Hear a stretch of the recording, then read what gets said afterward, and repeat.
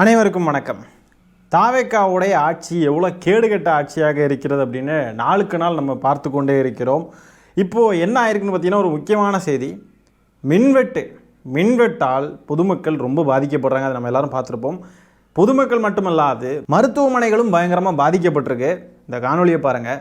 நோயாளிகளுக்கு கையால் ஆக்சிஜன் செலுத்துகிறாங்க. சென்னையில் இருக்கக்கூடிய அப்பல்லோ மருத்துவமனையில் கரண்ட் இல்லாததுனால ஐசியூவில் இருந்த நோயாளிகள் ரொம்பவே கஷ்டப்பட்டுருக்காங்க, அவதிப்பட்டிருக்காங்க அப்படின்னு சொல்லிட்டு செய்திகள் வந்துக்கிட்டு இருக்கு. இப்படி ஒரு கேடுகட்ட ஆட்சியை இது வரைக்கும் யாருமே பார்த்துருக்க மாட்டோம். எப்படிப்பட்ட சம்பவங்கள்லாம் நடக்குது பாருங்கள். இதுதானே மாற்றம். இந்த மாற்றம் வேணும் தானே மக்கள் வாக்களிச்சிருக்காங்க. வாக்களித்த பெருமக்களே, உங்களுக்கு இது ரொம்ப பிடிச்சிருக்குமே இந்த மாதிரிப்பட்ட சம்பவங்கள்லாம். இதை பார்க்குறப்ப மனசு குளிர்ச்சியாக இருந்திருக்கும்ல. நம்ம அண்ணன் வந்து எல்லாத்தையும் மாற்றிட்டாரு, சூப்பராக இருக்குது, கரண்ட்டை சேவ் பண்ணுறாரு, அப்படி அந்த பர்ஸ்பெக்டிவில் பார்ப்பீங்களோ. கரண்ட்லாம் எவ்வளோ சேவ் பண்ணுறாரு அப்படின்னு பார்க்குறாங்களோ.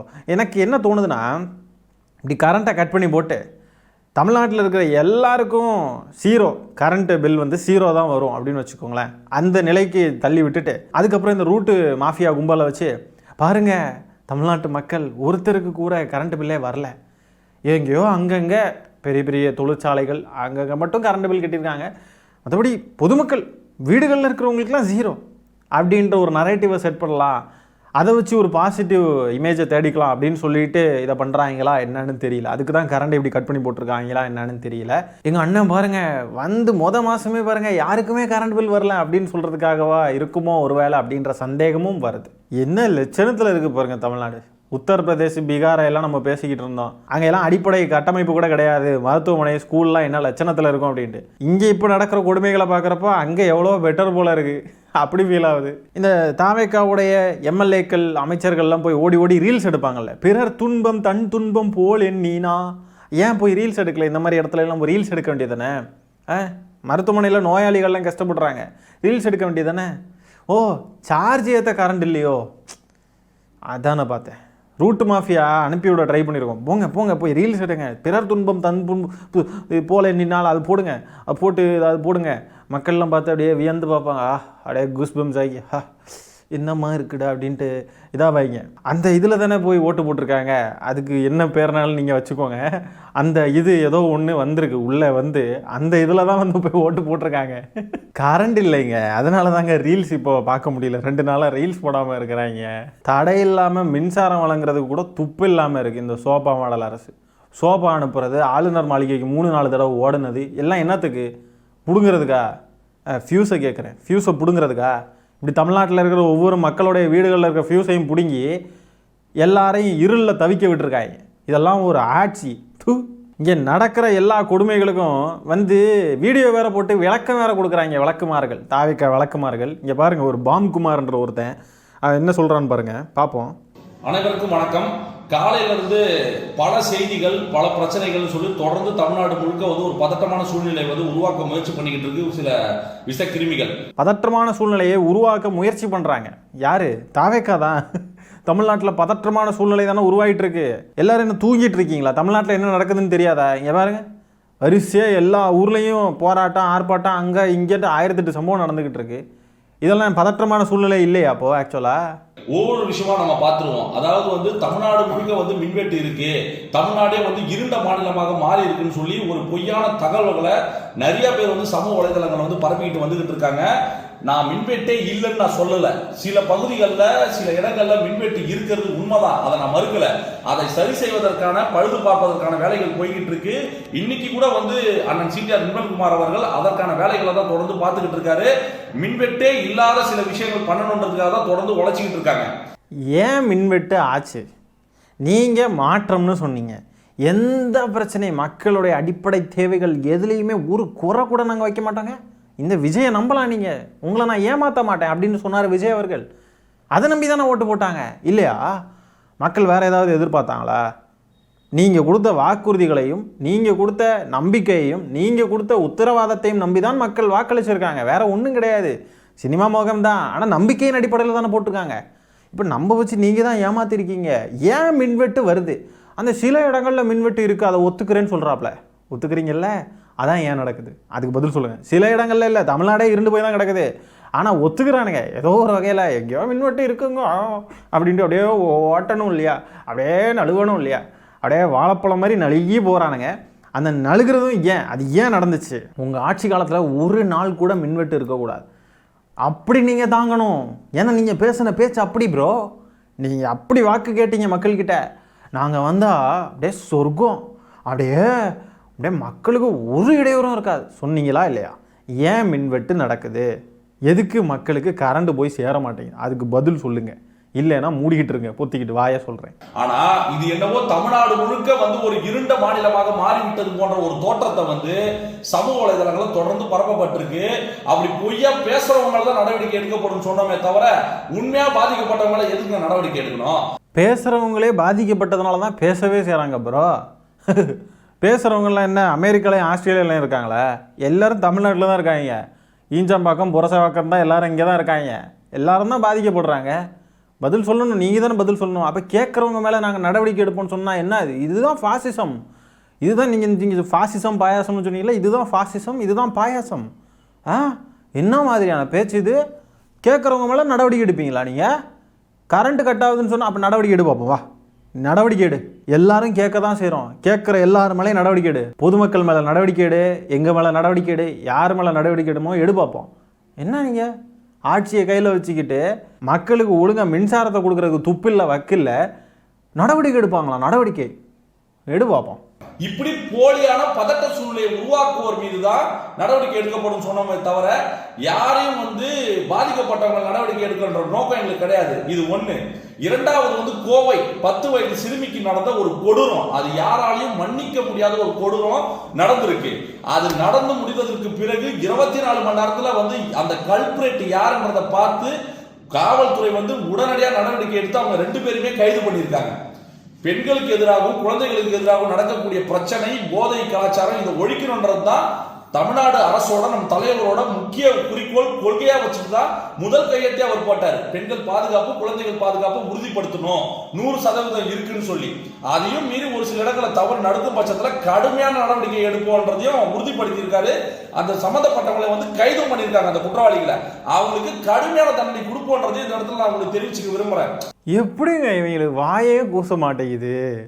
இதே மாதிரி நாங்கள் பேசுகிறப்பெல்லாம் வந்து கடி கடி கடி கடின்னு கடிச்சு வச்சானுங்க அணில் குஞ்சுகள். பரண்டுன்னு பரண்டி வச்சானுங்க நகத்தையும் கையையும் காலையும் வச்சுக்கிட்டு.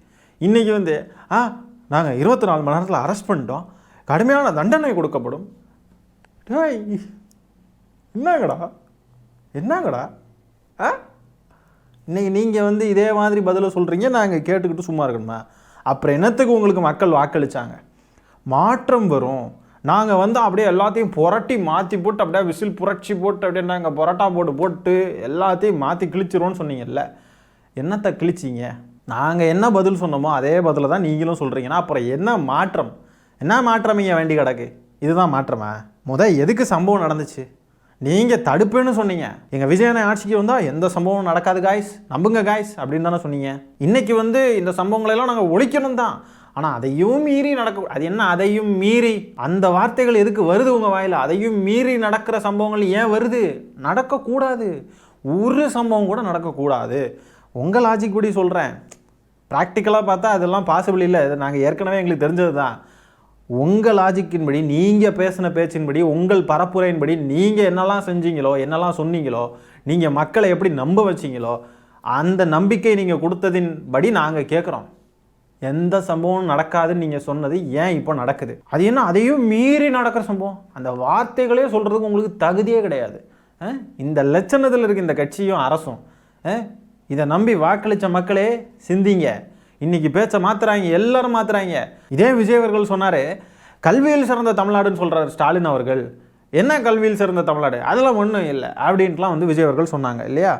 ஆனால் இப்போது பள்ளிக்கல்வித்துறை அமைச்சர் ராஜ்மோகன் அவர்கள் சொல்கிறாரு, கல்வியில் சிறந்த தமிழ்நாடுங்க, தமிழ்நாட்டுடைய இது வந்து வேறு லெவலுங்க.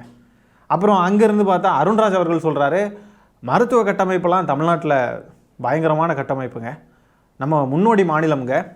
அது எப்படி? நீங்கள் வந்து 12 நாளில் எல்லாத்தையும் மாற்றிட்டீங்களா? கல்வியில் சிறந்த தமிழ்நாடு ஆக்கிட்டீங்க, மருத்துவ கட்டமைப்பில் தமிழ்நாட்டை உயர்த்திட்டீங்க, எல்லாம் நீங்கள் பண்ணீங்களா? அப்போ ஆட்சிக்கு வர்றதுக்கு முன்னாடி ஒரு பேச்சு, ஆட்சிக்கு வந்ததுக்கு பிறகு ஒரு பேச்சு, மாற்றி பேசியிருக்காங்க. இந்த மாற்றி மாற்றி பேசக்கூடிய நயவஞ்சகர்களுக்கு மக்கள் வாக்களித்த மக்களை நான் சொல்கிறேன், வாக்களிச்சிருக்கீங்க, சிந்திங்க. நீங்கள் என்ன பண்ணி வச்சுருக்கீங்க, என்ன காரியம் பண்ணியிருக்கீங்க, தமிழ்நாட்டுக்கு எவ்வளோ பெரிய ஒரு தவறை நீங்கள் செஞ்சுருக்கீங்கன்றதை சிந்திங்க. இப்போ கோயம்புத்தூரில் இப்படி ஒரு சம்பவம் நடந்திருக்கு பாருங்கள், சிறுமியை கொலை செய்த சம்பவம். இது முடிஞ்சதை பேசி வாயை மூடுறதுக்குள்ளே அடுத்த சம்பவம் நடந்திருக்குங்க. குழந்தைய காணும்னு ஒரு அம்மா அடுத்தது பேசிக்கிட்டு இருக்காங்க. இங்கே பாருங்கள். என் பேர் விஜயலட்சுமி, என் பொண்ணு பேர் விஜயஸ்ரீ. டெய்லி நாங்கள் சிக்கன் நகர் பெரிய சிக்கன் கடையாண்ட தான் நாங்கள் பூக்கடை வச்சுருக்குறோம். என் பொண்ணு தனியாக போயிட்டு தனியாக வந்துடும். இன்றைக்கி 7:30 மணிக்கு நான் வீட்டுக்கு போயிட்டு வரமான்ட்டு வந்தது, வீட்டில் வந்து பார்க்குறேன் ஆளை காணும். என்ன பண்ணுறதுன்னு எனக்கு தெரியலைங்க. கம்ப்ளைண்ட் கொடுத்தோம், கேமராவை பார்த்துக்கிட்டு இருக்கிறாங்க. மணி 12 மணி ஆக போகுது, என் பொண்ணை கண்டுபிடிச்சி கொடு.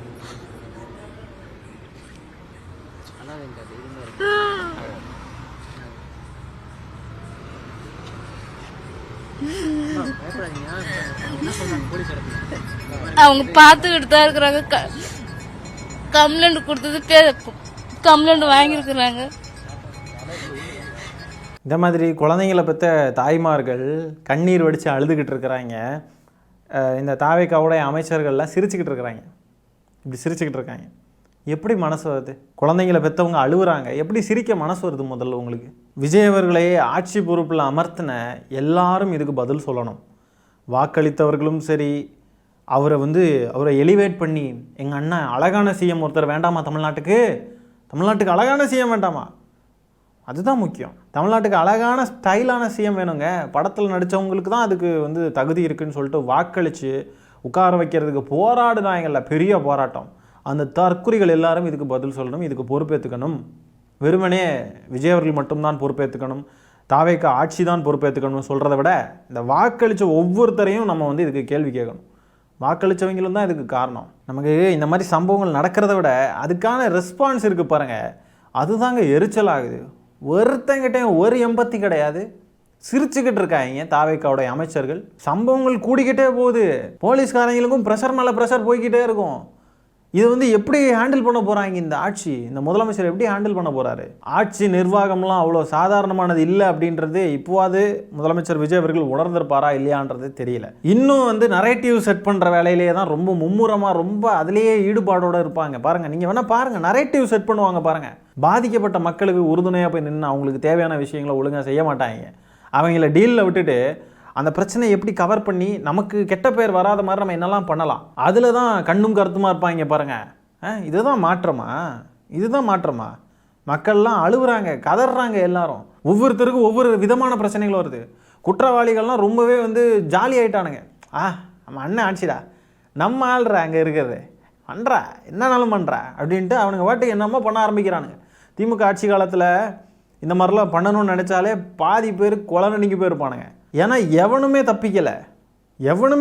அண்ணா யூனிவர்சிட்டி இஷ்யூ அவ்வளோ பெருசாக பேசினாங்களே, அந்த ஞானசேகரனுக்கு என்ன நடந்துச்சுன்றது தெரியும்ல, அவனுக்கு எவ்வளோ சீக்கிரமாக தீர்ப்பு வந்துச்சுன்றது தெரியும்ல. ஆனால் அதுக்கு அங்கே சாட்டை எடுத்து அடிக்கிறது என்ன ஒருத்தர், இந்த சாட்டை எடுத்து அடித்தவங்க, இந்த மாதிரி பண்ணவங்கலாம் எங்கே போனாங்கப்பா? எங்கே போனீங்க?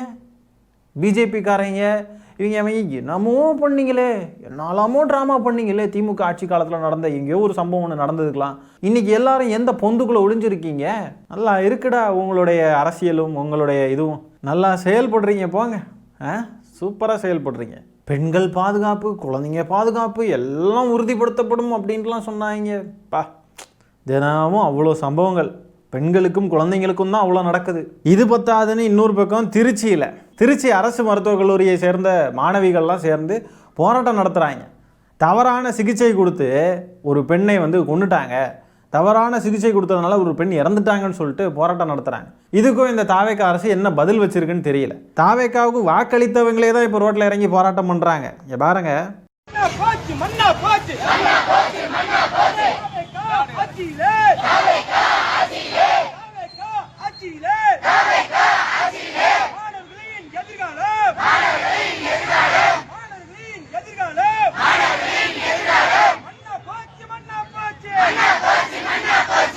மாணவியின் எதிர்காலம் மட்டும்தான் மண்ணா போச்சா?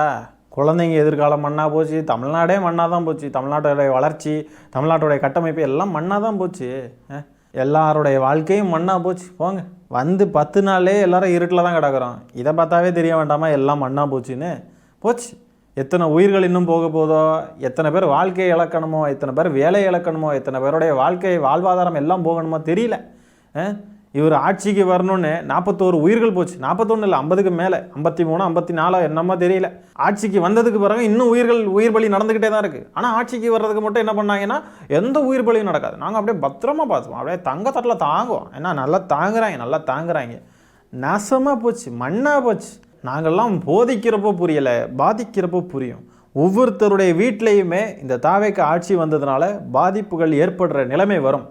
அந்த பாதிப்புகளை உணர்றப்போ தான் தப்பு பண்ணிட்டோண்டா அப்படின்ட்டு உணர்றப்போ திருந்துவாங்க. ஒவ்வொரு வீடுகளையும் பாதிப்பு வரும். திமுக ஆட்சி காலத்தில் ஒவ்வொரு வீடுகளுக்கும் திட்டங்கள் வந்து சேர்ந்துச்சுன்னு சொன்னோம். திமுக ஆட்சியில் இருந்ததுனால ஒவ்வொரு வீட்டுக்கும் ஒரு பாதிப்பு அப்படின்ட்டுலாம் இல்லை. எங்கேயோ ஒரு வீட்டில் ஒரு பாதிப்பு, ஏதோ ஒரு நிலைமையில் ஏதோ ஒரு சிச்சுவேஷனில் நடந்திருக்கும். அதுக்கு பொங்குன வாய்கள்லாம் இன்றைக்கி இவ்வளோ மக்கள் பாதிக்கப்படுறாங்க. வாயவே திறக்க மாட்டேங்கிறாங்க. திமுக கடைசியில் தேர்தல் பிரச்சாரத்துக்கு ஒரு பாட்டை யூஸ் பண்ணிச்சு. என்ன பாட்டு கொண்டு வந்துச்சு அப்படின்னு பார்த்தீங்கன்னா, திட்டம் எத்தனை திட்டம், தமிழ்நாடே அடுத்த கட்டம் அப்படின்னு சொல்லிட்டு ஒரு பாடல். நீங்கள் பார்த்துருப்பீங்க நிறைய பேர். அதில் எவ்வளோ திட்டங்கள் பண்ணியிருக்கு அப்படின்றதெல்லாம் மென்ஷன் பண்ணி அதெல்லாம் வந்து ஒரு ஸ்லைடாக ரெடி பண்ணி போட்டுருது. இப்போ தாவேக்கு ஆட்சி என்ன பண்ணோம், என்ன பாட்டு ரெடி பண்ணோம்? கொலை பெண்கள் பாதுகாப்பு இல்லை, குழந்தைங்களுக்கு பாதுகாப்பு இல்லை, அது இல்லை இது இல்லை, தமிழ்நாடே சுடுகாடு அப்படின்னு தான் ஏதாவது ரெடி பண்ணணும். அது சொல்கிறதுக்கே வந்து அது ஒரு பாட்டாக வந்து அதை கம்போஸ் பண்ணுறதுக்கே முடியாது போல். அவ்வளோ இருக்குது, மணிக்கணக்காக பாடணும் அப்படின்னா. இப்படி ஒரு கேடுகட்ட ஆட்சி. ஆகவே இப்படிப்பட்ட கேடுகட்ட ஆட்சி இந்த காணொலியில் நம்ம பார்த்த விஷயங்களை பற்றியெல்லாம் என்ன நினைக்கிறீங்க? கமெண்ட்ஸில் உங்களுடைய கருத்துக்களை பதிவு பண்ணுங்கள். இந்த காணொலியை நான் இத்துடன் நிறைவு செய்து கொள்கிறேன். நன்றி, வணக்கம்.